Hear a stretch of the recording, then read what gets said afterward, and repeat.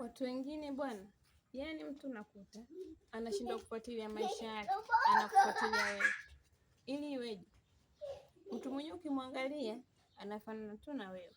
Ndiyo mimi sura sina, shepu sina, mi mweusi, ndiyo sikatai, nywele sina, yaani kila yaani sina kitu ambacho kinaweza kikadhamiria kwamba huyu mtu ni mzuri, sawa. Lakini nashangaa watu wengine wanakutana niambie eti sijui we ni mbaya.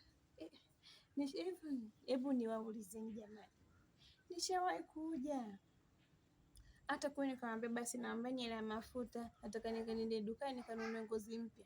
Sijawahi kununua ngozi mpya, wala sijawahi kufanya, wala sijawahi kuweka makorokoro usoni mwangu, wala kwenye mwili wangu eti najichubua nanunua sura, aidha nanunua ngozi mpya. Sijawahi kufanya kitu kama hicho, lakini unakuta mtu ananiambia eti sijui nini, analeta mambo ya uduazi. Hey.